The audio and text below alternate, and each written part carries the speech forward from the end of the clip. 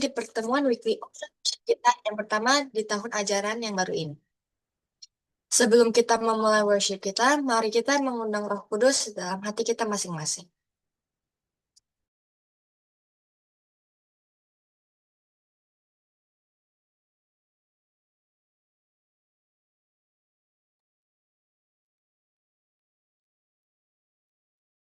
Sebagai lagu buka, mari kita menyanyikan lagu dari lagu Sion edisi lengkap nomor 40, Tuhan pimpinlah aku.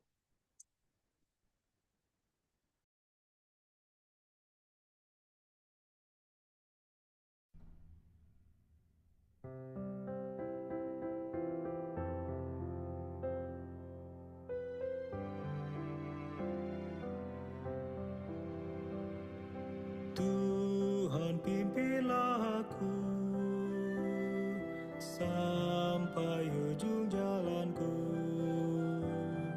sertamu aku selamat, kasih-Mu memberi berkat.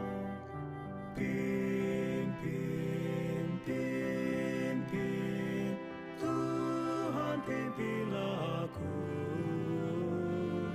dalam susah dan senang, Tuhan pimpinlah aku. Engkau benteng jiwaku, aku harap padamu. Kalau aku digoda, kasih-Mu memberi kuasa. Pimpin, pimpin, Tuhan pimpinlah aku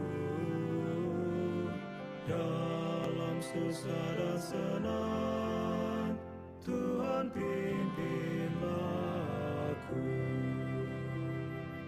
Tuhan pimpin aku terus pada jalan yang lurus, sampai negeri yang kudus,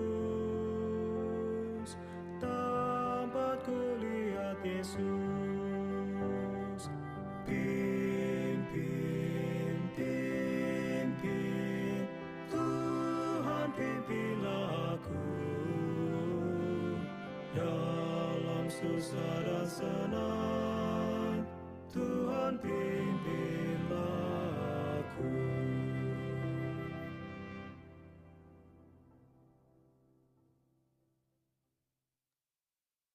Untuk doa buka akan dibawakan oleh Shani Walangitan. Mari kita berdoa. Bapa kami yang bertahta di dalam kerajaan surga, terpujilah nama Tuhan karena Tuhan baik dalam hidup kami. Pada saat ini kami akan memulai weekly online worship kami. Kiranya Roh Kudus menuntun kami dan memberkati kami semua yang akan mengambil bagian pada hari ini. Terima kasih Tuhan, dalam nama Tuhan Yesus kami berdoa. Amin. Terima kasih Shani.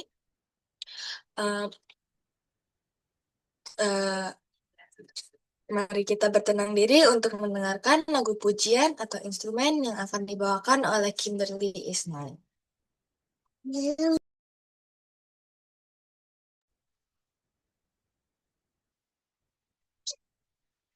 Shalom, selamat pagi bagi kita semua. Selamat pagi. Suara saya kedengaran? Kedengaran.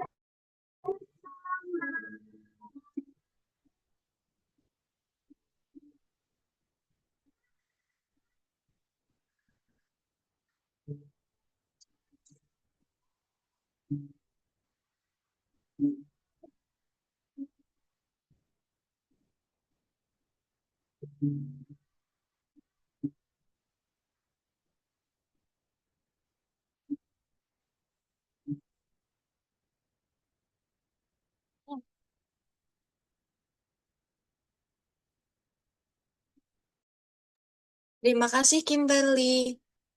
Saatnya kita doa kelompok yang akan dipimpin oleh Miss Clarissa. Silakan Miss.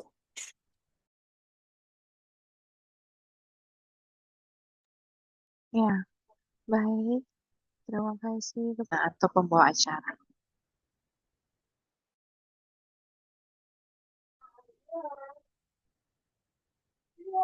Terima kasih teman-teman sudah saling mendoakan untuk menyambut firman Tuhan yang akan dibawakan oleh Miss Clarissa. Marilah kita menyanyikan lagu tema kita, Ceritakanlah Kisah Yesus.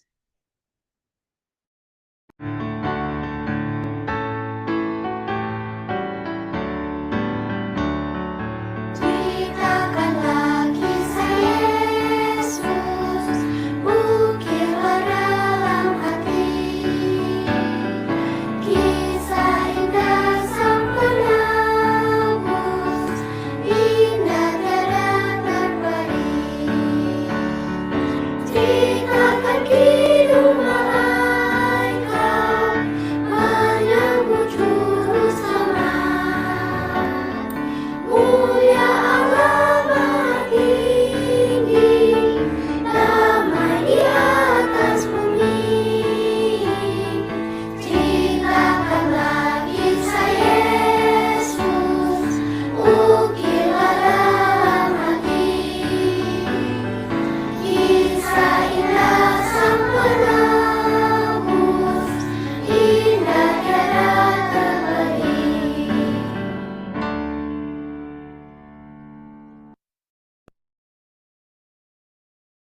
Silakan Miss Clarissa. Baik, terima kasih untuk kesempatan yang diberikan. Saat ini Miss mau coba untuk share screen dulu.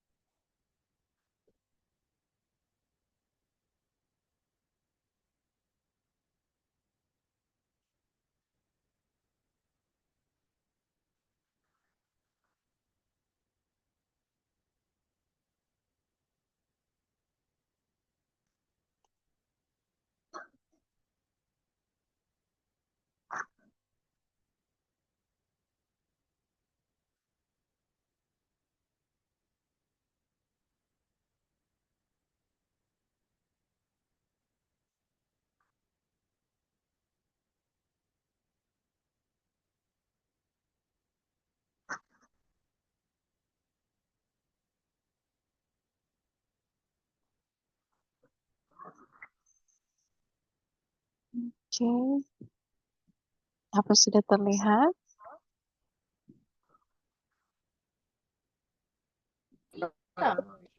Masih belum, Miss. Oke. Sudah. Kelihatan. Oh, oke. Sudah, Miss. Iya, iya. Oke, jadi pelajaran kita di hari ini atau perenungan firman Tuhan kita ini sebentar bisa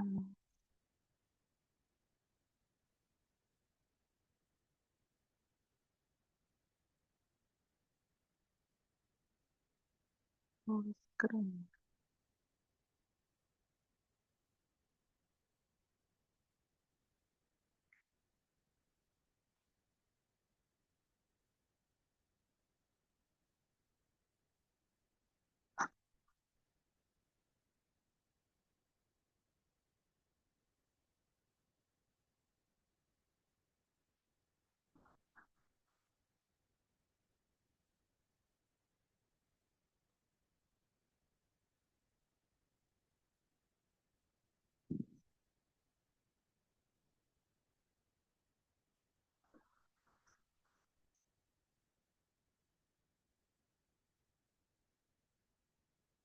Ya,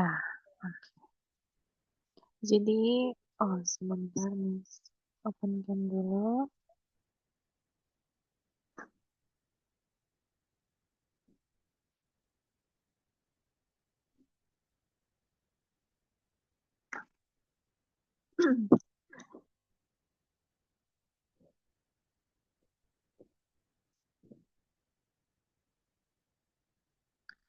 Kalau di pelajaran-pelajaran kita sebelumnya, kita sudah mempelajari tentang buku Kerinduan Segala Zaman di jilidnya yang pertama ya. Saat ini kita masuk dalam jilidnya yang kedua. Jadi sambungan dari buku Kerinduan Segala Zaman jilid yang pertama. Dan di hari ini kita akan mempelajari tentang pasal 44 di mana judulnya yaitu, ada yang bisa baca judulnya?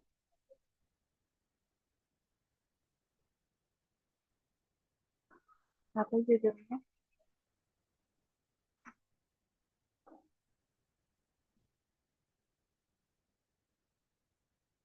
Nah, judulnya tanda yang benar. Ini sebentar ya, ini sedikit. Ini.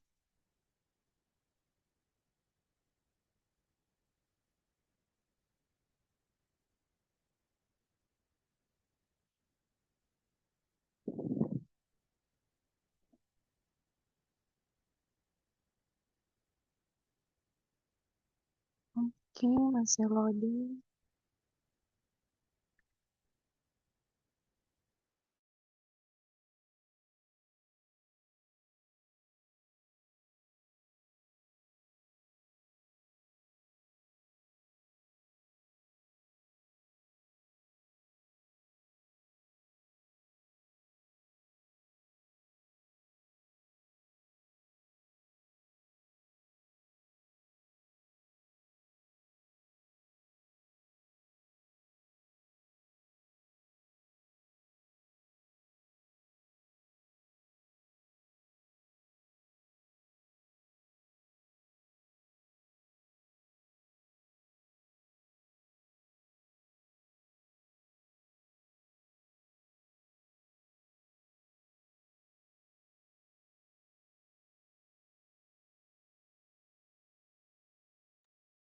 Oke, udah bisa ya. Jadi perenungan kita tentang tanda yang benar. Sekarang Miss mau kasih pertanyaan untuk kalian. Perhatikan di slide masing-masing.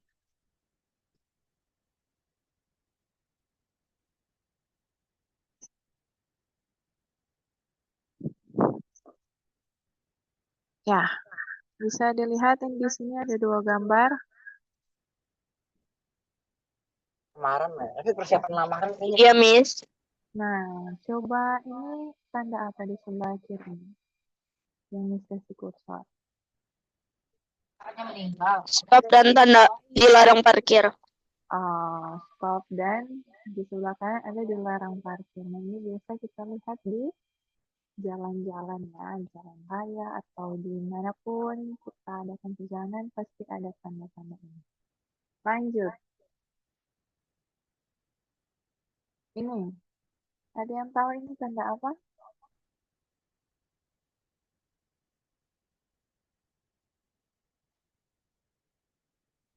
Hmm? Hati-hati dan titik kumpul.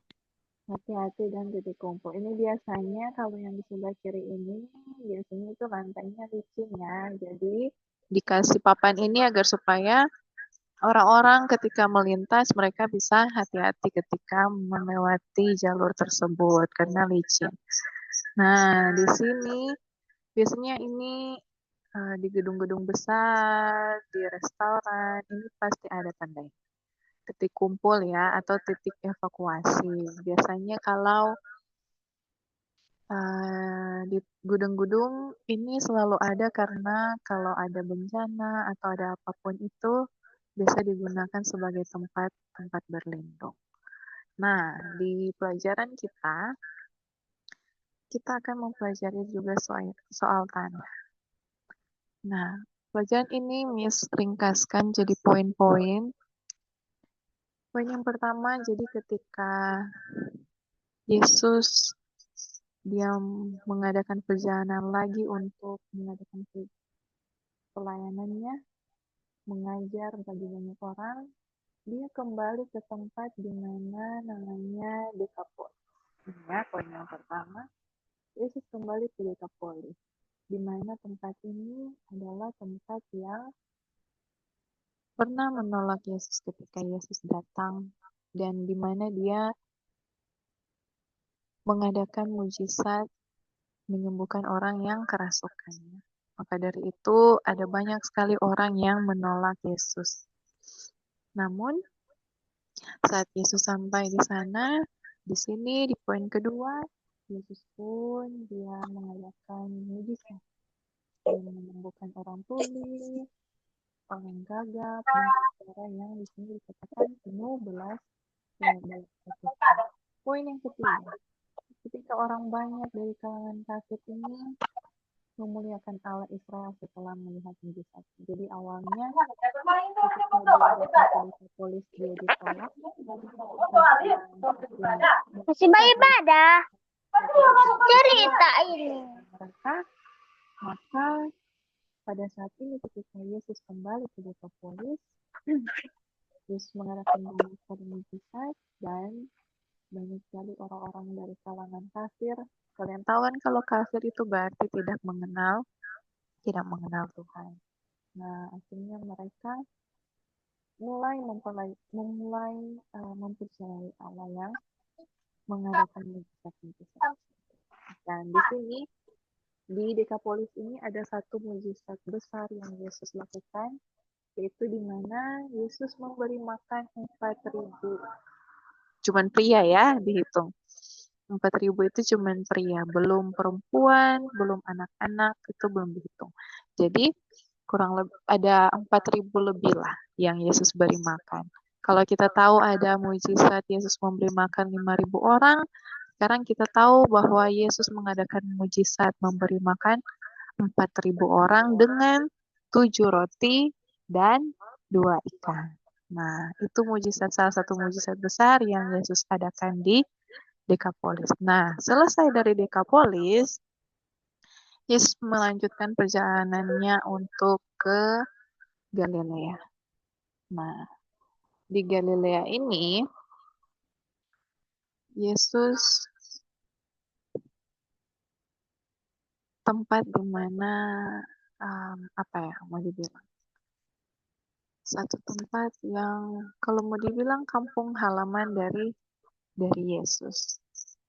Namun ada sesuatu yang terjadi ketika Yesus kembali ke Galilea. Ini kenapa?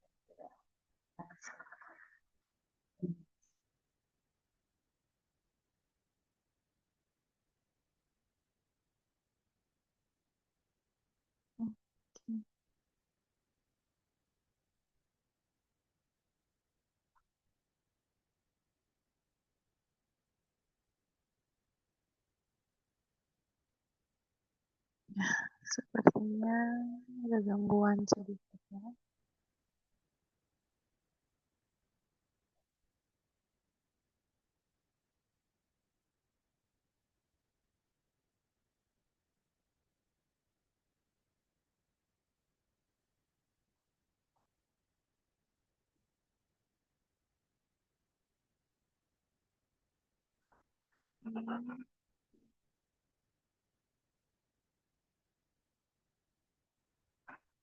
Nah, kita lanjut Oke. Selanjutnya ketika Yesus kembali ke Galilea, ada sedikit hal yang di luar pemikiran dari murid-murid Yesus. Mereka berpikir ketika Yesus kembali ke Galilea, Yesus ini akan disambut dengan kegirangan mungkin atau sukacita mungkin. Tapi sayangnya ketika Yesus kembali lagi ke Galilea, di poin yang pertama di sini dikatakan bahwa Yesus disambut dengan keraguan dan permintaan tanda. Apa maksudnya ini? Nah, maksudnya di sini adalah ketika Yesus kembali ke Galilea, orang-orang Farisi dan orang-orang Saduki mendatangi Yesus. Nah, di sini orang-orang Farisi dan orang-orang Saduki ini biasanya orang Farisi dan orang Saduki ini mereka tidak saling berhubungan atau tidak mau berteman lah sebenarnya. Tapi saat mereka mempunyai maksud dan tujuan yang sama, mereka mulai menuduh Yesus. Mereka ingin agar supaya Yesus ini dibenci, Yesus ini mereka ingin untuk menjatuhkan Yesus. Jadi intinya orang Farisi dan orang Saduki ini mereka akhirnya mempunyai maksud dan tujuan yang sama.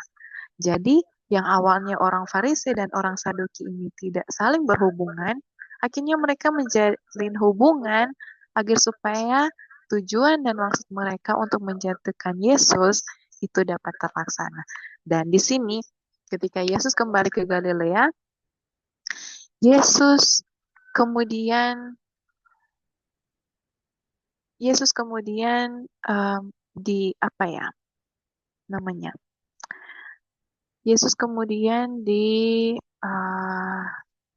pertanyakan atau orang-orang Farisi dan orang-orang Saduki ini langsung datang kepada Yesus dan bertanya kepada Yesus. Mereka meminta tanda daripada Yesus. Tanda di sini adalah coba Yesus ini berikan tanda yang benar-benar jelas bahwa Yesus ini adalah anak Allah. Benar-benar adalah anak Allah. Padahal sebenarnya kalau mereka melihat mujizat-mujizat, bahkan apapun tabiat yang Yesus berikan, yang Yesus tunjukkan kepada mereka, harusnya di situ mereka bisa lihat kalau Yesus itu benar-benar adalah anak Allah. Namun, sayangnya dari pelajaran buku Kerinduan Segala Zaman pasal 44 ini, orang-orang Farisi dan Saduki ini, tanda yang mereka minta itu bukan tanda mujizat, bukan tanda apapun itu, tapi yang mereka ingin tanda yang benar-benar memberikan seperti menunjukkan bahwa Yesus ini benar-benar adalah anak Allah, benar-benar dia ini adalah raja. Nah, di situ yang Yesus berikan adalah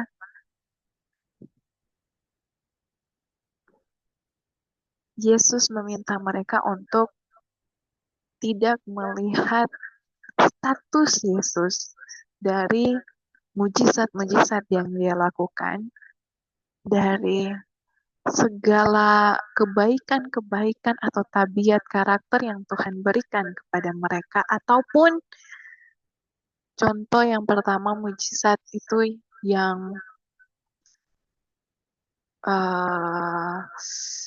ketika pernikahan di Kana, waktu itu Yesus mengadakan mujizat. Dia memberikan anggur yang cukup untuk tamu-tamu, dan di situ Yesus menekankan bahwa itu benar-benar tanda daripada Tuhan, bahwa dia adalah anak Allah. Tapi Yesus tidak mau mereka melihat tanda yang Yesus berikan itu dari hal mujizat jasmania yang Tuhan berikan kepada mereka. Tetapi ada satu tanda yang Yesus mau mereka lihat, bahwa hal itu yang membuat mereka percaya bahwa Yesus adalah anak Allah. Nah, di sini ketika Yesus menerangkan soal mujizat, Yesus juga menyambungkan dengan hal di mana Yesus memberikan satu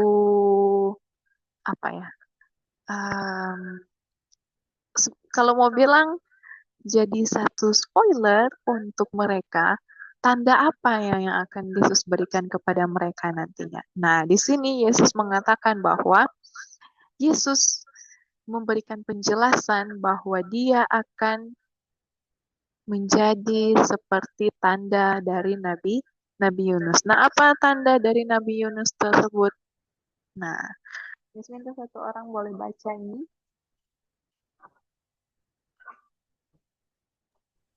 Saya, Miss.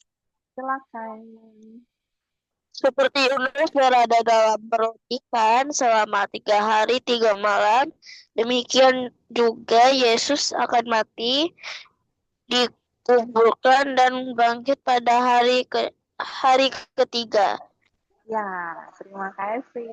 Nah, jadi ini tanda yang Yesus mau berikan kepada orang-orang Farisi dan orang Saduki pada saat itu, supaya mereka percaya kalau Yesus adalah anak Allah.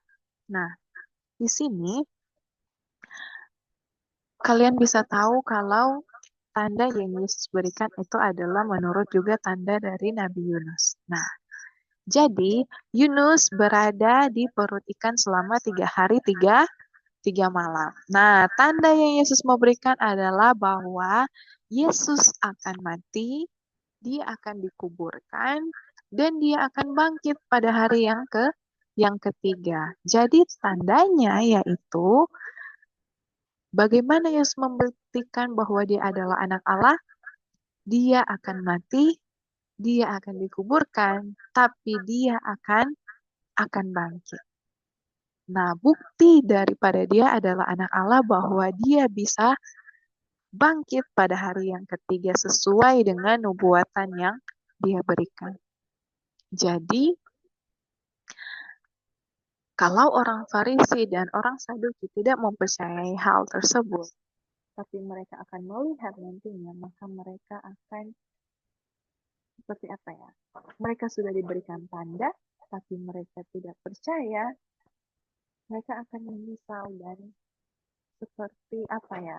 Orang yang dikagetkan ketika melihat peristiwa ini benar-benar terjadi. Tapi ini tanda ya, Yesus benar-benar berikan kepada orang-orang Farisi dan orang-orang Saduki, dan juga pada murid Yesus pada saat itu ya. Nah, menyinggung soal makna mujizat, Yesus menerangkan bahwa ada 3 hal yang harus kita perhatikan kepada mujizat-mujizat Yesus. Semua yang mujizat Yesus yang Tuhan lakukan, di sana Tuhan menekankan bahwa poin pertama, mujizat Yesus bukan hanya tanda kuasa, tetapi juga berkat dan belas kasihan bagi umat manusia. Yang kedua, mujizat terbesar yang Yesus maksudkan bukan soal dia menyembuhkan orang buta, bukan soal dia menyembuhkan orang yang sedang sakit, orang yang terbaring, bukan soal dia membangkitkan orang yang sudah mati, tapi mujizat terbesar yang Yesus maksudkan adalah perubahan hati dan hidup seseorang oleh kuasa oleh kuasa Roh Kudus. Nah, disinilah Yesus menerangkan bahwa mujizat atau tanda yang paling penting yang Yesus berikan adalah perubahan hati dan kehidupan seseorang yang hidup oleh Roh Kudus. Di sini adalah pertobatan sejati dan kasih kepada Allah adalah tanda pekerjaan Kristus yang sesungguhnya. Jadi di sini kita dapat poinnya.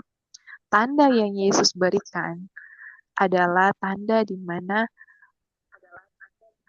ketika Yesus benar-benar hidup di dalam diri kita dan kita mengalami pertobatan dari kasih karunia Kristus tersebut. Itulah tanda sejati yang sebenarnya harus kita lihat daripada Yesus, bukan mujizat-mujizat ataupun apapun yang dia lakukan. Nah, di pelajaran ini juga disinggung tentang ragi orang Farisi dan orang Saduki. Tahu apa itu ragi? Siapa yang tahu ragi? Ragi yang mengembangkan roti. Ya, betul. Jadi biasanya kalau orang tua atau apalagi mama, nah mereka buat roti itu pasti dikasih ragi. Untuk apa? Untuk mengembang. Nah, jadi kenapa Yesus mengumpamakan orang-orang Farisi ini dan orang Saduki ini sebagai ragi dan murid-murid harus hati-hati terhadap ragi orang Farisi dan Saduki tersebut karena ragi yang mereka miliki atau karakter yang mereka miliki adalah kemunafikan dan ajaran sesat. Maka dari itu, Yesus mengamarkan kepada murid-murid untuk tidak mengikuti apa yang mereka lakukan. Mereka kurang beriman, mereka tidak fokus kepada Tuhan, mereka hanya fokus kepada diri mereka sendiri, jabatan mereka sendiri, bahkan pengertian mereka sendiri. Mereka tidak mengandalkan Roh Kudus dan juga Tuhan. Sehingga kalau ragi daripada orang Farisi dan orang Saduki ini dimasukkan kepada umat-umat Tuhan, tetap lebih khusus kepada murid-murid, maka apa yang mereka lakukan, pelajaran-pelajaran yang mereka bawakan, kalau ada ragi-ragi orang Farisi dan Saduki, artinya kemunafikan dan juga ajaran-ajaran sesat, maka sayang sekali murid-murid ini tidak menjadi bagian daripada ajaran Kristus tentunya, tetapi menjadi ajaran orang-orang yang tidak mengenal Tuhan. Nah, dari sini kita sudah mendapatkan banyak hal atau poin-poin penting yang bisa kita pelajari dari pasal 44 ini. Yang pertama, kesimpulan yang akan berikan yaitu dari pelajaran ini kita mendapatkan hal yang pertama, yaitu agama Kristus yang sejati itu ditandai oleh semangat kita untuk memuliakan Tuhan, bukan diri kita sendiri. Sama seperti orang-orang Farisi ya. Jangan pernah kita menjadi sama seperti mereka. Yang kedua, hanya kuasa Roh Kudus saja yang dapat mengubahkan hati kita menjadi manusia yang sejati. Manusia yang seturut dan sesuai dengan kehendak Tuhan, bukan kehendak diri kita sendiri. Dan yang terakhir adalah, boleh satu orang baca ini poin kesimpulan yang terakhir ini? Yang ketiga? Faith, Miss. Silakan. Hidup yang serupa dengan Kristus, taat pada perintah Allah adalah tanda sejati bahwa kita mengenal Dia. Ya, terima kasih. Jadi kesimpulannya, tanda yang Yesus berikan kepada kita adalah bukan mujizat, bukan berkat yang Tuhan berikan kepada kita, bukan kesehatan, bukan uang, bukan apapun segala yang kita punya, tetapi tanda sejati yang Tuhan berikan kepada kita adalah kalau kita mengalami perubahan yang sejati hanya di dalam Tuhan. Bukan perubahan tapi dari diri kita sendiri, kemauan kita sendiri, bukan. Itu bukan tanda sejati daripada Tuhan. Tanda sejati daripada Tuhan adalah kita mengalami perubahan di dalam diri kita, pertobatan sejati dalam diri kita, tapi Tuhan yang mengubahkan itu, bukan diri kita. Oke, sebagai statement penutup, silakan satu orang lagi bacakan ini paragraf terakhir dari buku Kerinduan Segala Zaman pasal yang ke-44. Ayo, ada yang baca? Ya, Miss. Silakan.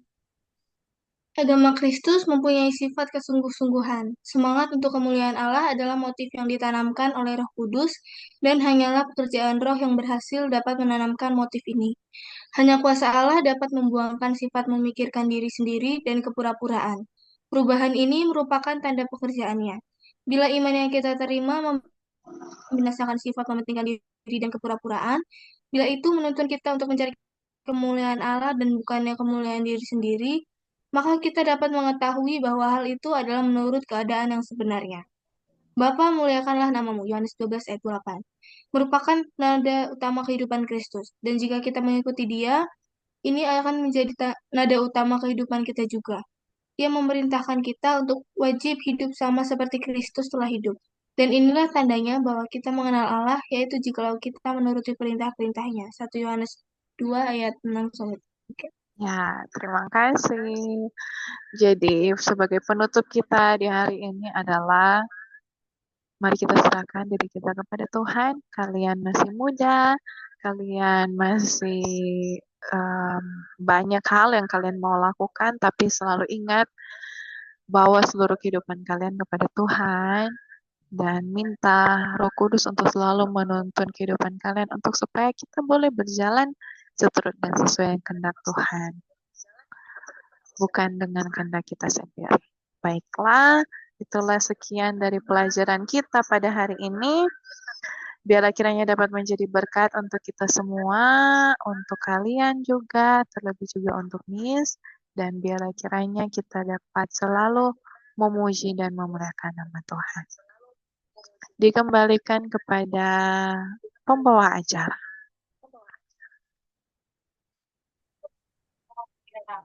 Puji Tuhan untuk firman yang sudah dibawakan. Kiranya kita bisa menjadi berkat buat kita semua. Mari kita menutup kebaktian kita dengan menyanyi dari lagu Sion edisi lengkap, Tuhan jadikanlah kami lebih suci.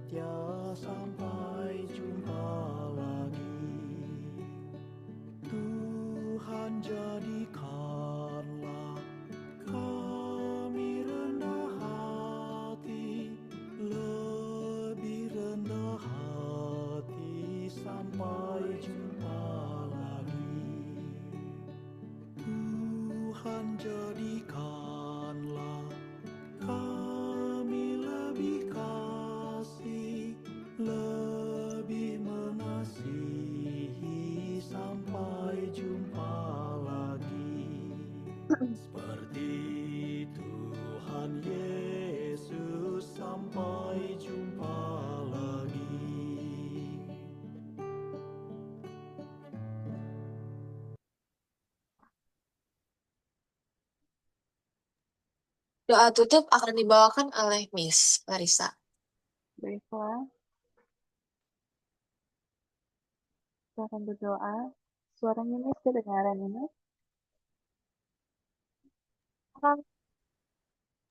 Pendengaran. Oke, mari kita masuk dalam doa. Kita berdoa. Kepada Tuhan, kami memuji nama Tuhan. Kami bersyukur untuk berkat penyertaan Tuhan dan kehidupan kami. Bapa di surga, terima kasih untuk kesempatan yang Kau berikan kepada kami. Di hari ini kami boleh menyelesaikan weekly anniversary. Bapa di surga, biarlah kiranya berkat surga terus menjadi bagian kami.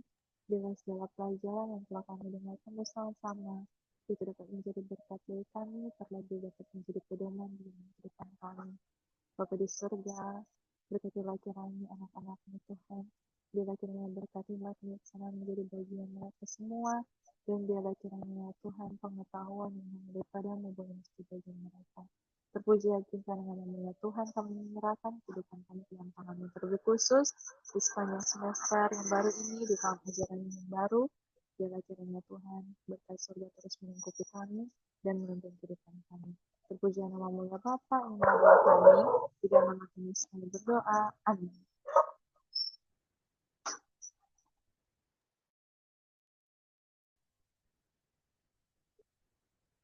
Terima kasih Miss Larissa, terima kasih teman-teman yang sudah join worship hari ini.